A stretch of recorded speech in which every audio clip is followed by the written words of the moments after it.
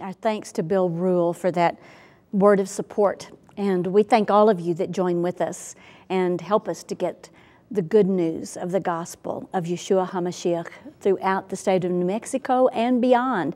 Well, we are excited today to have with us Ray MacDonald and his lovely wife Rosalind, and we're going to be talking about Israel. And Ray, maybe we can just start out, because some people, they don't understand. They're like, what is this all about Israel? Why are you so, set on Israel? Why is it important? Well, Israel is important to me. It should be important to Christians because it's important to God. Yes. God describes Israel as the apple of his eye, as his treasured possession. And so I believe as Christians, we're biblically obligated to stand with the nation of Israel. There's a number of different ways that you can do that. And so many Christians have a heart for Israel. And so my job is basically to put that into action. God's doing an amazing work. After 2,000 years, he's fulfilling his biblical promises. He's reestablishing them. As the prophet Amos says, I'm going to plant you in your own land. And a message for the Ahmadinejads of the world is that God is never going to have them uprooted. Right. But even though Israel is a modern miracle, there are needs. Israel has a very high rate of poverty.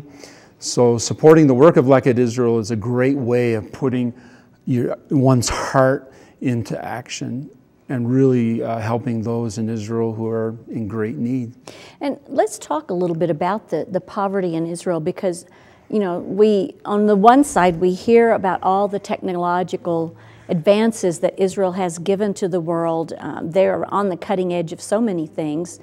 So you would think, well, there's plenty of jobs, but why would there be, why is this such an issue? Well, there? I mean, even here in America, we're hearing about the rich getting richer and the poor getting poorer. We're hearing so much in recent days and recent months about the middle class. Same situation in Israel, only more so. There's a high-tech boom in Israel. God has blessed the Jewish people with an ingenuity, which in turn has been a blessing to us. Right. But there's a large, growing segment of Israeli society that are not being positively impacted by the high-tech boom. And so the most recent phenomena in Israel is the working poor. Yeah. Mom is working, dad is working, but together they're just barely making ends meet, and they're just existing day to day. Yeah. And when we visit Israel, and on the tour, the poverty in Israel is not something that you necessarily would see, but you can see the land blooming once again. 100 years ago, Israel was desert and malaria-infested swamp, but now you can see the land blooming. And so over a quarter of Israelis are living in poverty. They're hungry every day. Over a quarter of Israel's Holocaust survivors, every month they have to decide, am I going to be able to pay for my rent? Am I going to be able to pay for the heart medication that I desperately need? Will I have heat in my home? Will I have food?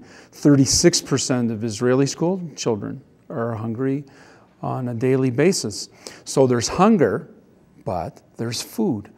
And so it's a very, very simple idea of food rescue. And so we go after that excess food that's in Israel and we distribute to Israelis that are in need. Israel also has such a big heart. They don't turn away those that are trying to immigrate that rightfully can, as far as they're concerned, can come into the land.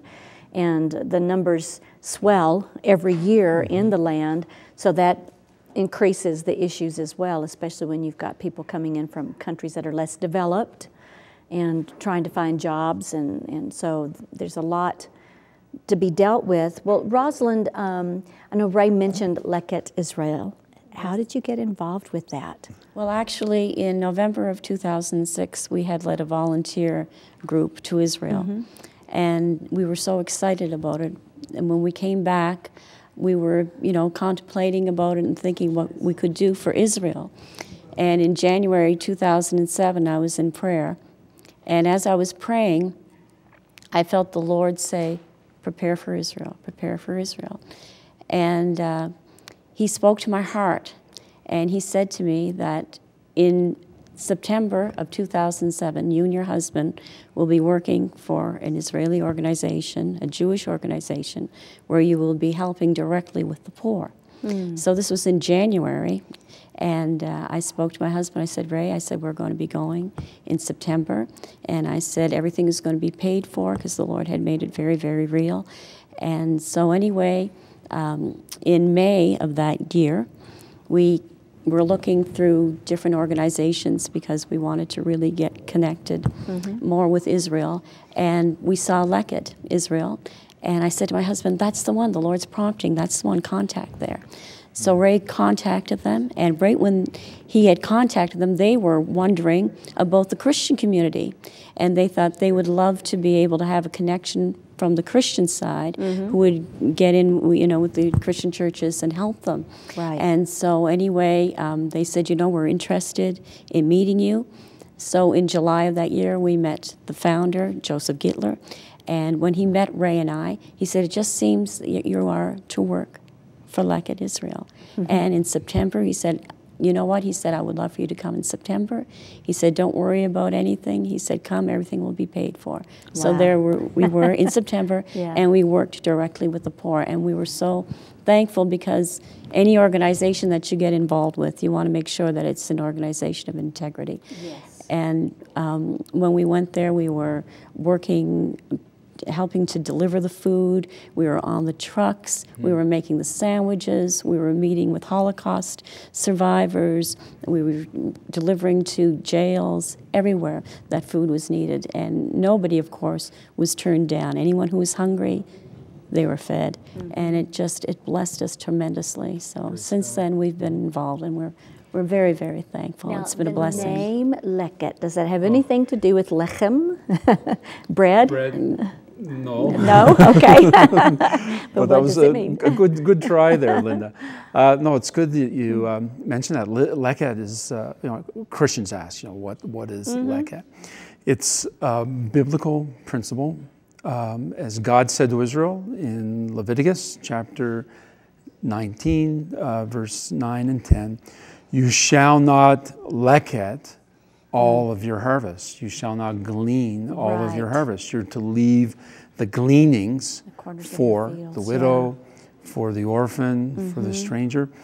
Now, literally what it means, Linda, is it's very fascinating.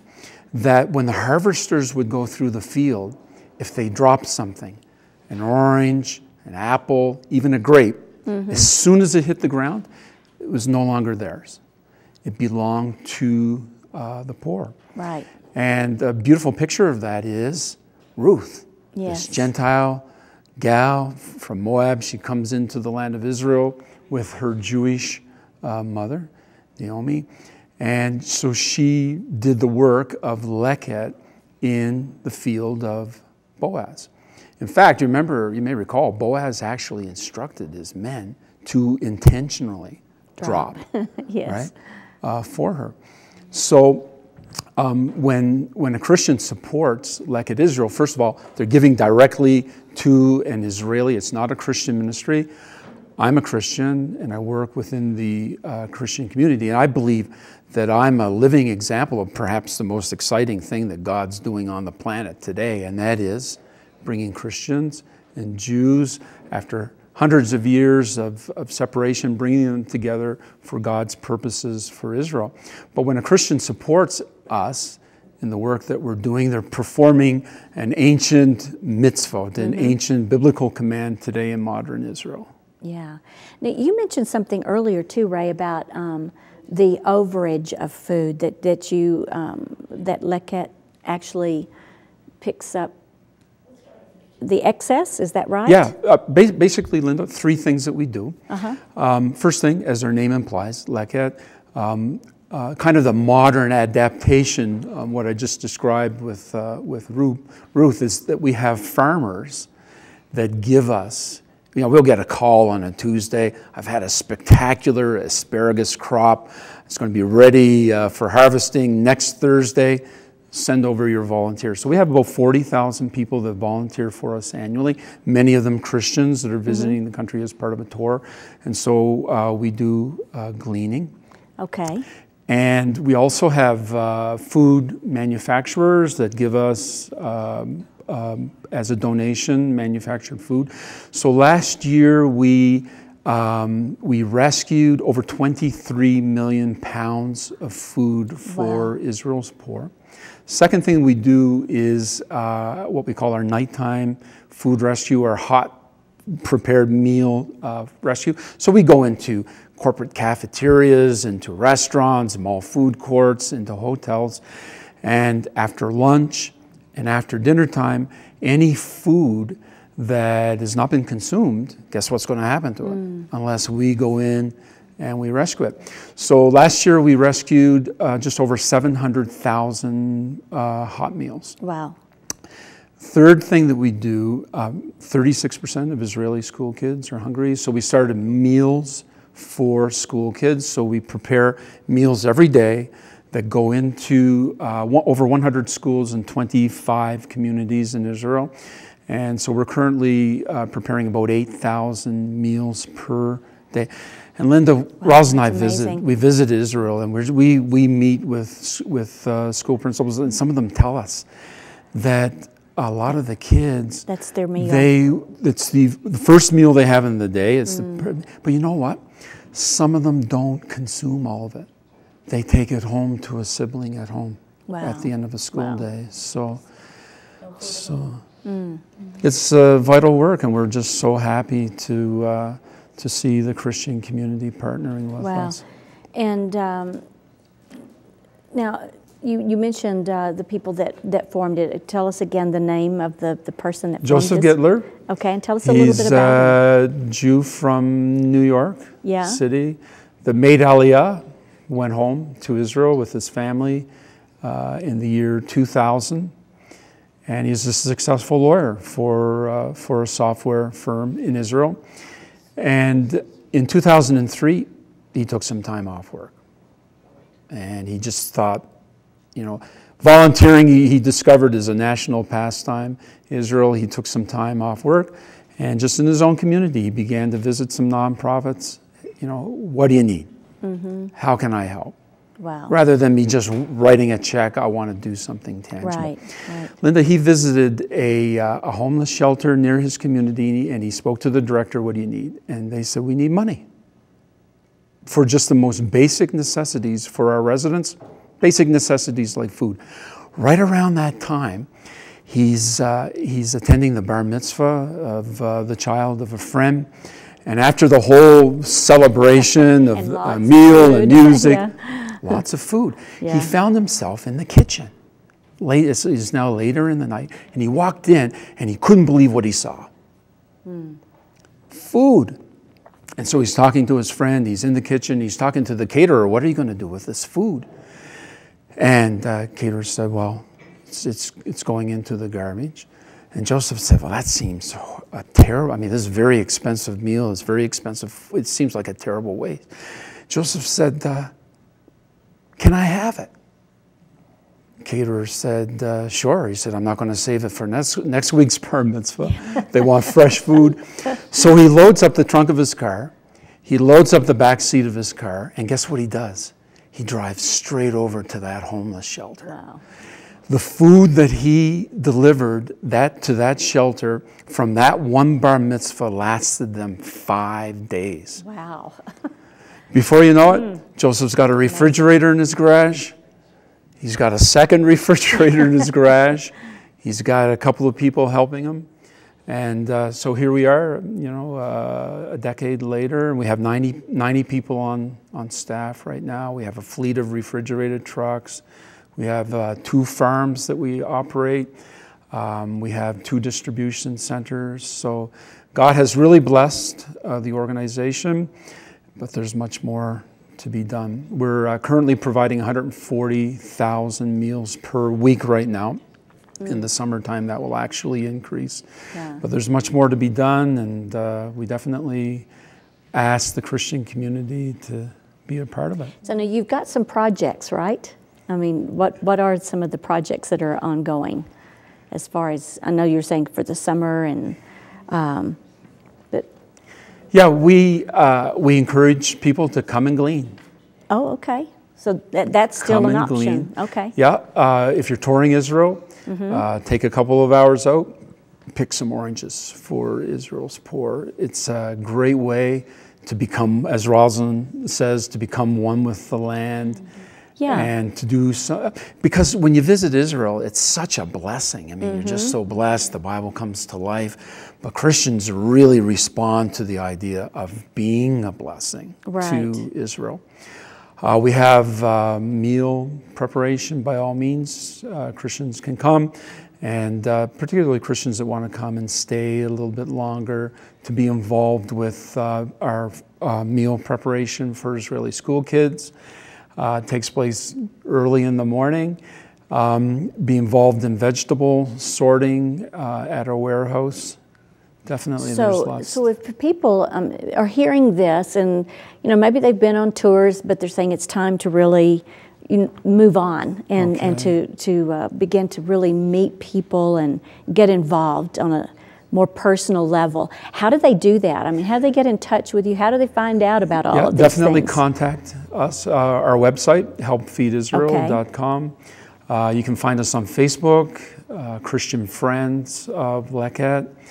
Our contact information is there. My email address, Ray, R-A-Y, at CF, as in Christian Friends, Leket, L-E-K-E-T.com. Okay, and I said we've got your Facebook on the screen right now. Excellent. So it's a great way to connect and keep abreast of what's happening in Israel. And Rosalind is constantly updating information. Everything, on Twitter and our Facebook. And keep them busy. Another thing I would like to say too is that whenever anybody goes on the tours, they always say that the best part of the tour to Israel is helping with Leket. We've had that said so many times. It's the highlight of it's the the tour. highlight of their tour. So. But if you can't afford to go to visit Israel, maybe you can afford a $50 donation to Leket, and know that that's making a difference in the lives. For every dollar that we receive, it enables us to rescue $5 worth of food. Wow, that's wonderful. And Rosalind, from your experience of going and being able to participate, do you have anything that you'd like to share that really touched your heart? I think just seeing the appreciation on the faces of the people. As you're there and you're gathering the food first, and then as you are giving it, it's amazing just to see the outpouring of love. And they have often said, many of them have said, we know that the Messiah is coming soon because of the love that the Christians are showing to the Jewish people. Wow. And there's a true bond that occurs, because that's the one basic need that we all have as human beings. Is food. We need to be fed. And that is a real connecting point. It doesn't matter what faith you are. That is a common denominator. Without it, we can't live. Right. So it is wonderful. We met a dear lady by the name of Shoshana. We don't give last names. Who was a Holocaust survivor who had one leg that was removed. And she was just beaming, and all she could say was, thank you, thank you, thank you so much. You don't realize what this means to me. So it's stories like that, and seeing the faces of the children, and to be able to just be that comforting. The Bible says that we are to comfort Zion. Yes. And you really feel that you're comforting Zion. You can sense the Spirit of God just flowing right from you, right to the people when you're doing it. So we've been blessed, and it's been an honor and a privilege to be able to do what we're doing. We thank God every day, for that. Yeah, it's wonderful. And do you also find, I don't know how much education, is going on probably when you're getting ready to take a group over. I'm sure you're talking a lot about things, but do you find that when you do go, that the Bible opens up in a greater manner? A lot of times Christians don't venture too much into the Old Testament. They have a tendency to want to park over in the New Testament and just not, really understand. That's just, it's a commentary, in essence, of the Old. Absolutely. And the teachings and the instructions that Yahweh gave us from the very beginning. So, do you find that, this is such a lesson. And I'm always thrilled, especially when I go with a group of pastors. Yeah. Because, Israel's sometimes been described as the fifth gospel, that the scripture really comes to, we'll stand on Mount Carmel, look across the Jezreel Valley to the Mount of Transfiguration, and look behind and see Caesarea. You can see that, and just everywhere we go, and pastors just, the light, you can just see the light coming on. Oh, so they traveled here. So standing on the Mount of Olives, looking across the Kidron Valley to the Temple Mount, how Jesus would walk across the valley to the Garden of Gethsemane here, and walk right across to Bethany behind on the eastern slope of the Mount of Olives, where Jesus would visit his buddy Lazarus. I remember one time just standing there and looking at the Temple Mount, and I just looked down at my feet, and I thought, Garden of Gethsemane's right here. Jesus may have walked on the very stones that I'm standing on. And so I'm praying, and I felt God say, look down at your feet again. Okay, so I looked down again, and I felt God, the Holy Spirit, just speak to me, Ray, maybe you're standing on stones that Jesus is going to walk on in the future. And I just realized, that's Israel. Yes. A tremendous past, a very exciting present, but an even more glorious future. And again, when we support Israel, when we say as a Christian, I have a heart for Israel, but when we say I have a wallet for Israel, you're really partnering with God in a tangible way in what He is doing and what He wants His people to be doing in Israel today. You said something earlier too about the support of Israel, that it is about standing with the Father, and He has instructed us that He wants us to love what He loves, He wants us to hate what He hates, and He's passionate about the people that He set in place to bring the light to the world. And we honor Israel, we honor the people of Israel, because if we didn't have them, we wouldn't have our Bible, we wouldn't have Yeshua. There's so much that we owe, such a debt of gratitude for. And and again, we might say too, this is a non-conversionary type of a situation when Christians get involved, right? It's just saying, it's just loving. We want to love you after centuries of anti-Semitism in the name of Christ, and we just want to bless you and just want to love you. We recognize that God is reestablishing Israel, the dry bones, the flesh is coming. So we want to just partner in what God is doing in Israel. Great. Well, thank you both for being here. I know that this is a part of a long trip, and that you had the time to come by and share with us about Leket Israel. And if you would like to learn more, you can go to the Facebook page and tell us again the website. Helpfeedisrael.com. Okay, helpfeedisrael.com. We have a song with Derek Kuhn, Be Merciful.